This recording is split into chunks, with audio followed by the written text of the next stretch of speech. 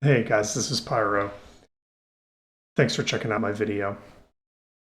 What I intend to do here is talk through the Mythic Sire Denathrius fight, both from a healer point of view, a Resto Shaman point of view, as well as give some overall tips on the encounter that can hopefully um, give you some key insights about the fight going in to help ease your progress as you work on this boss. Really quickly, let me talk about a couple of my UI elements that will help you as you look at things. Up here in the top right is a weak aura that handles interrupts for the second phase. When we get down there, you'll see that there's an anchor above my enemy nameplates. This weak aura will assign, make a noise when it's your turn to kick the ads.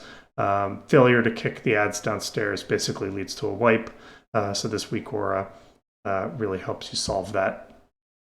In the middle of the screen, like most everybody at this point, are my key abilities. The green bars here are my Cloudburst totem charges, and the blue bars here are my Riptide charges. For this fight, my talent setup is Unleash Life, Earthen Wall Totem, and Windrush Totem. And then obviously the other usual talents. I'm also a Necrolord running Swirling Currents and the Primordial Wave reset.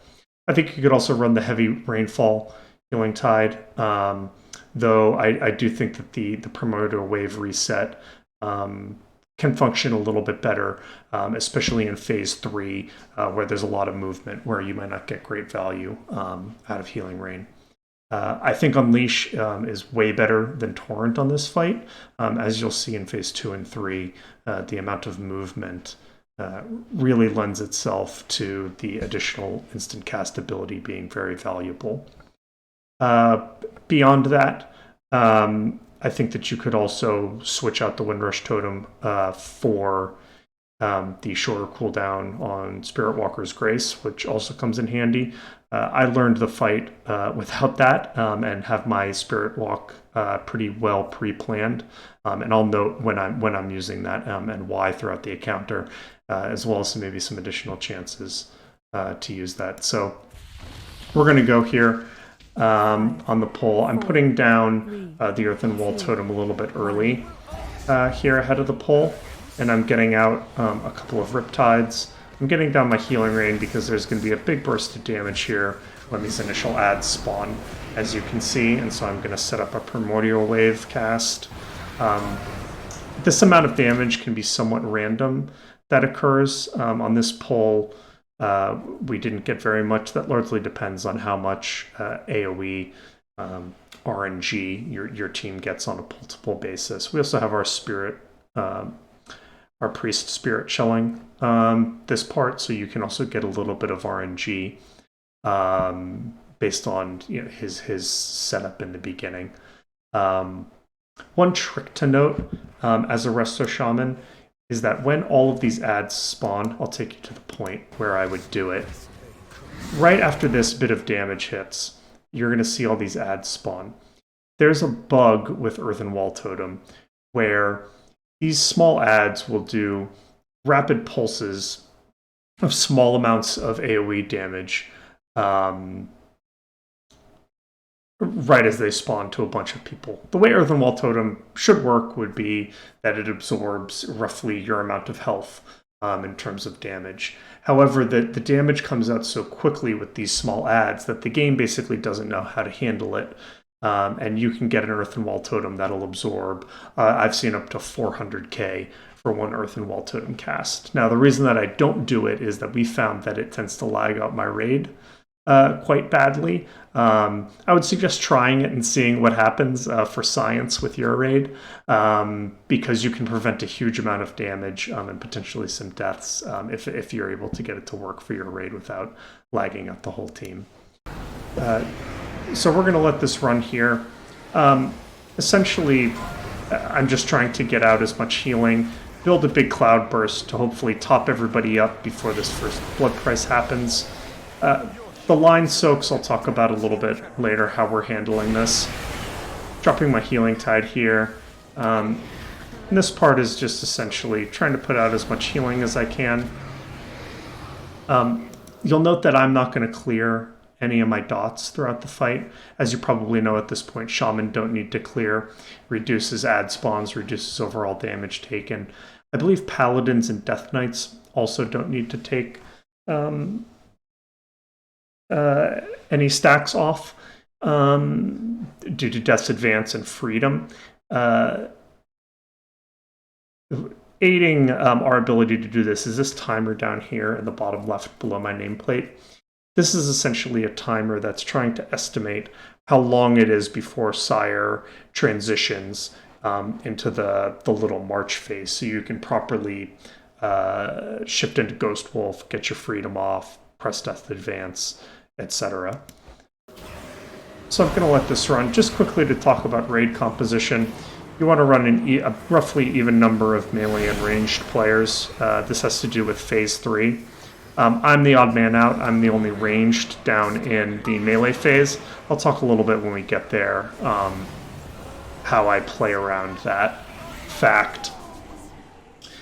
So I'm using Spirit Walkers to move over here and do some healing on the move, making sure that the people that I know that are going to take this hit get topped up via Riptides and then a Primordial Wave cast. And again, just trying to get some healing down as we're going to take some damage here and then get thrown up for a blood price. You'll notice I'm able to use my Astral Shift for the first and third blood price that happened in this phase. And then I'll have it up again for when I may need it later. You want to try to cycle your defensives smartly with the blood prices, as they do a lot of damage. You'll be rotating DR cooldowns, your AMs, potentially Spirit Shells if you're running more than one Disc Priest. So we're moving again here for Ravage. We don't need to bait this Ravage as tightly and stay in the center, so I can cheat a little bit there and get over in time to get everybody healthy before this Cleansing Pain happens. We're dropping our DRs for everyone to be nice and safe. So we'll talk quickly about the line soaks. The way that we handle this, and I think that there's multiple ways you can, we have these shout things above other people's heads. These markers we actually decided just don't mean anything. We simply assigned teams of people to always soak the middle dude, the dude to the right, and the dude to the left. They're always going to spawn. There's always going to be 3 of them. They're always going to spawn 1, 2, 3. In some area, they could spawn out here. You've seen them spawn already throughout different points in the phase. And the people that get it and run to the wall basically just have to recognize which one they have and run to the opposite. So we're doing a good job of that here. The basic idea is to get them to all cross roughly around where the boss is. The reason you want to make a cross is for a couple reasons. One is to aid with the soaking, so people can pre-position and know where they need to be hovering around in order to soak. And the second, which you'll see our Prot Warrior do here in a second, is that he can stand in the middle of all of these and spell reflect the damage back onto Denathrius for a nice little burst. So we're going to hold DPS here to transition right as the last Ravage cast happens. You'll find that as you optimize, you're probably going to start to push him a little bit before this last Ravage cast goes off. It's important to wait for the Ravage cast, though, for your 3-minute cooldowns to come up properly down below for some of the bursts that you're going to need on the ads that spawn his 4 horsemen friends. So right now we're waiting, the Ravage is coming, I get into Ghost Wolf. As we get thrown up, you're going to see our Druid roars for everybody.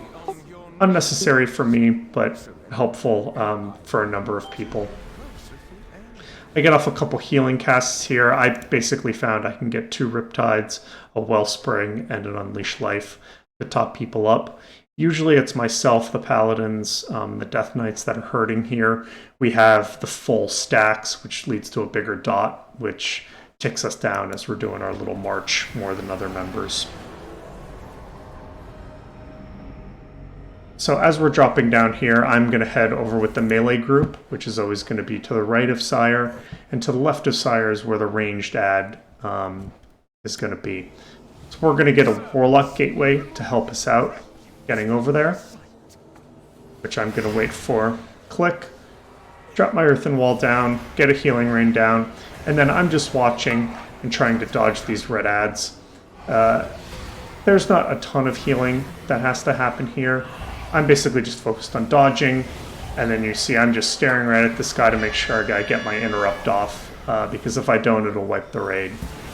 So, avoiding the orange puddles from the ads dying, trying not to get silenced, and healing our tanks. Now, the one thing to note in Phase 2 and Phase 3 here is that Sire and the Sword just absolutely destroy the tanks.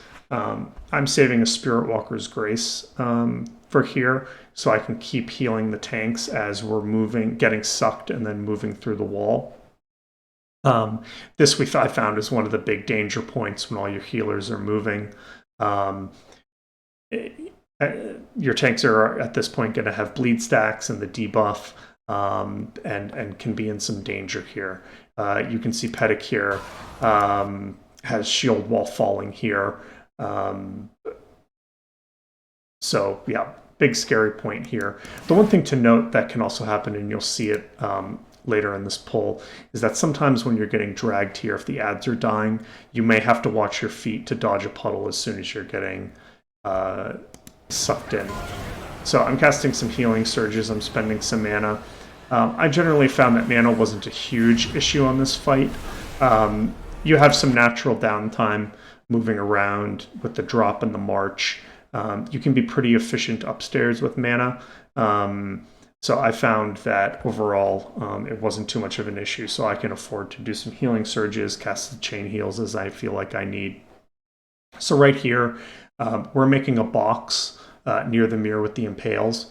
All the range that didn't get the impale here have already moved through and are going back to kill their next ad, which they're getting a Warlock Gate over for. Well, these guys are staying behind. I'm casting a Wellspring here to hit everybody that's taking this, and then I'm going to simply tag Mr. Duskhollow here, and he'll drag me over. So I'm with our Holy Paladin here. He's dropping down his Ashen Hollow, so I know that my group is mostly going to be fine. I just need to be focusing on healing the tanks and making sure that I don't die to anything. So we get dragged in here. This is a good example of the danger. You saw a puddle here, and you see an unfortunate Resto Shaman going flying into the abyss. So that's definitely something to keep an eye out for. Sometimes there's not a lot you can do. So we're watching our feet here again. The ranged ad is dying as we were going through the mirror. I get the impale here. You'll see the message on my screen. Impale's very dangerous. Even through Astral Shift, I'm going to take a healthy chunk of my health here. So you always want to make sure that you have something up for this, whether it's Desperate Prayer, your Bark Skin and Bear Form, your Astral Shift. You can even call for externals at this point if you don't have something for some reason. This is quite dangerous. You'll see our mage is ice blocked, and even through Astral Shift, I just took 40% of my HP. This is going to leave a dot on me. We're taking some ticking damage. Our priest is spirit shelling, so we're fine. Again, in this phase, you're going to want to map out your healing cooldown usage so that you're getting nice spreads for everybody. Now I'm just focused on dodging my feet. As you can see, everybody's pretty healthy here, except for the tanks who were in red stagger. We're getting chunked. I'm trying to watch them. Using my instant cast as we're moving through until we can all get set up again. So I've dropped my healing tide here, and we're just making sure all these impale people are doing well and that the tanks are healthy. We're getting ready for some ads to die, and we're getting ready for our big move. So you'll see that we have a Windrush Totem down here. This move we're going to make an L shape, so I've already pre-positioned towards the back. I'm going to use my rocket jump here to get over to be able to heal the tank quickly. Again, very dangerous for the tanks this whole phase, so I want to be near them and in range and able to heal them as much as possible. You can see our tank that's moving is getting sack as he's going.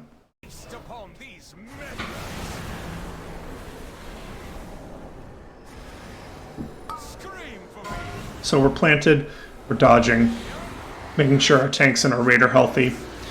No huge rush to get everybody topped here. There's a little bit of ticking damage, but ultimately we're going to have time to get everybody healthy again. So I'm not too focused on getting maximum throughput, just focused on not dying. Now we're going to get everybody up for the impales. Cosmics had called for some extra help, so I was willing to spend the mana there to healing surge him, make sure that everybody's doing okay.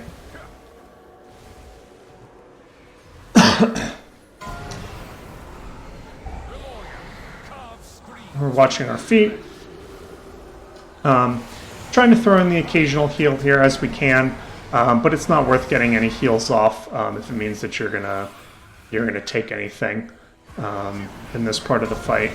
We're getting ready to move to the last adds. The way that the transition into phase 3 works is Sire will transition when he hits 40 or all of his little friends are dead. So ideally, you want both to happen basically at the same time in order to maximize your Sire health percentage, as well as not have any Kabbalists come with you into the center, which could be very dangerous and mess with your positioning and result in all kinds of not good things. So you can see we do a good job here of timing the transition. He's hitting 40 right as the last Kabbalist is dying. We go through the mirror into the melee phase. We're going to have to move our feet. So he's going to do a very planned combo of things in this phase that you can predict and that you'll be able to learn the positioning of. Most importantly are the blood prices. There are going to be 3 of them. One's going to happen here relatively soon. The blood price is really, really hurt in this phase, and you want to make sure that you're saving personals and you're getting your raid topped up in advance of each of them. So I'll let the clip roll here. I'm going to throw out a flame shock and maybe a little bit of damage here to start. Because outside of the tank, there's nothing really going on. Now, we're going to take the first knockback here. So you'll see the thing that happens in the melee phase is you get knocked. Everything is opposite for you. So instead of what you're used to in the ranged phase of everything throwing you backwards, he's going to throw you forwards in this phase. So we're going to get tossed forwards. I want to get somewhat back in position for this upcoming blood price. I could have hung out back here. Over here, I just need to be out of the way of the ranged. Obviously, if the melee and the ranged touch, you're dead. So as you can see, everybody's doing a good job here of using their personals, and we're all nice and topped up for this blood price.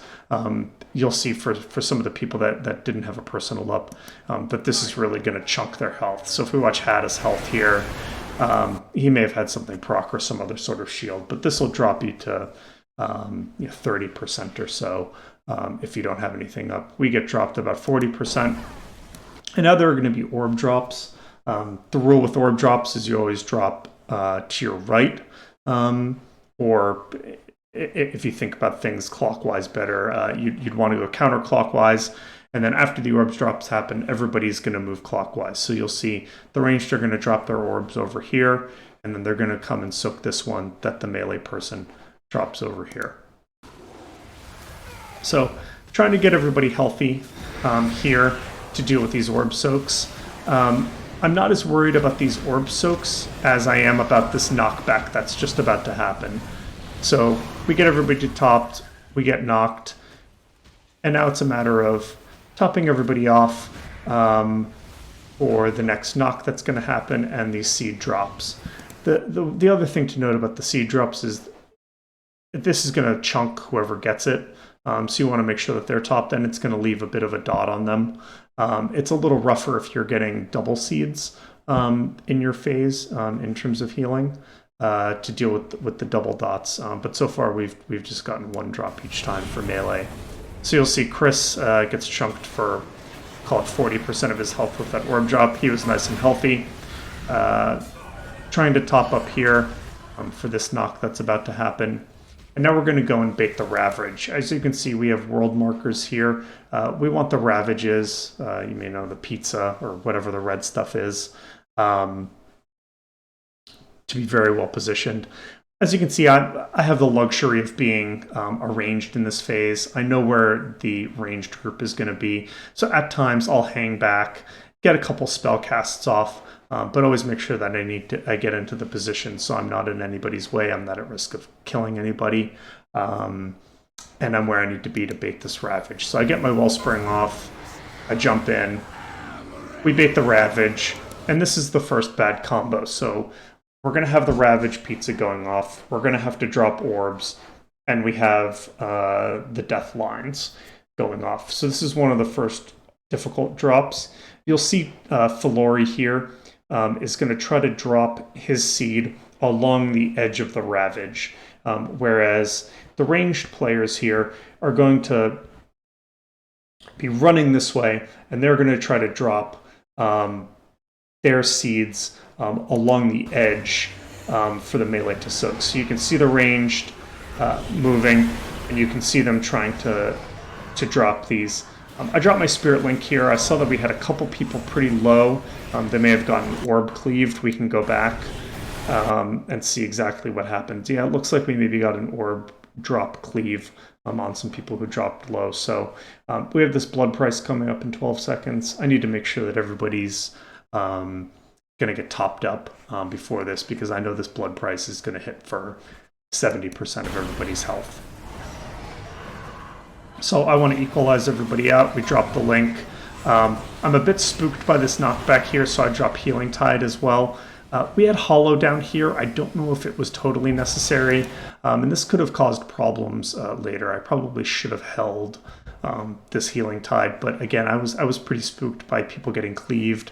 But we do a good job of using our personals. You can see we have a lot of personals up here for this blood price, so we maybe could have gone without it. So we're getting thrown forward here. We're lusting. I get the orb drop. Again, moving counterclockwise to drop it further range. The range do a nice job of leaving them here on this pizza slice. And we're getting in position for this knockback. Getting thrown forward here to where we're going to bait the next Ravage. So this is a part where nobody has really much going on. I'm just making sure that the tanks are healthy and throwing in a little bit of damage onto Sire here. Healing this phase is a bit more intense than healing the ranged phase, simply because you have the tanks, and again, this guy is a nasty dude. So we're baiting the Ravage. This is the second Ravage dance combo. The thing that's different about this combo is that he's also going to do a knockback. So we have two Paladins in the phase. They're going to use their personal bubbles, and they're going to bop classes that can't immune the knockback themselves. So there are some classes here like Demon Hunters and DKs that can take care of it, but myself as a shaman, I need some help, so I'm going to get bopped to prevent me from getting knocked and eating a line.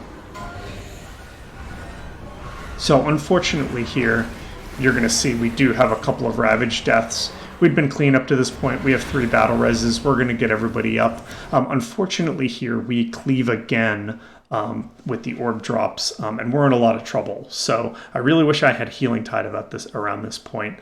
I'm a bit panicked here, but fortunately I managed to get everybody topped somewhat miraculously before this next blood price is going to happen.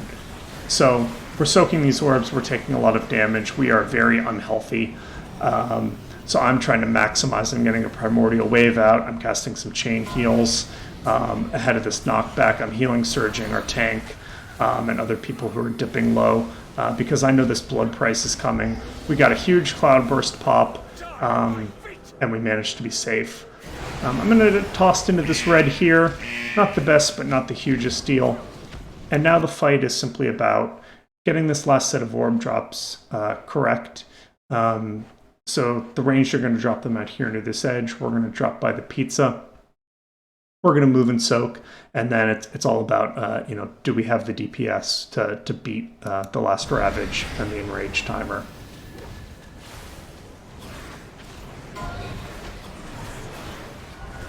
So we managed to soak, we get knocked, we live. Somewhat of a dangerous rocket jump there for me. I was a bit worried here, if we go back, of getting knocked off of the edge by this based on where the orb positionings were. I was pretty focused on getting the healing out, and now it's just a matter of dodge the last few lines, make sure the tanks stay alive, and we kill the boss. So I hope this video has been helpful to some people to see my point of view and my thoughts, and a bit of the positioning and the strategy that we did. I think Sire overall is a good fight. A lot of the struggles you're going to deal with are the initial damage and positioning in phase 1. That'll sort itself out relatively quickly as everybody gets comfortable with where they need to be and how they need to position themselves, such that that phase becomes somewhat of a joke. Similarly, phase 2, as long as you're handling the impales okay and keeping your tanks alive and your DPS is on point for the ad kills, you're not going to have a lot of trouble there. The main part of the fight is in phase 3, making sure that you're maximizing the damage and that you're getting everybody to use their personals. Your healers are able to top the rate up for the blood prices, and that you're getting your orb drops correctly. So as you're thinking about the progression on this fight, definitely know that phase 3 is the difficult part, so you want to get phase 1 and phase 2 sort of ingrained, so you're getting as many quality pulls in phase 3 as possible. So again, thanks for watching the video, and I'll see you guys later.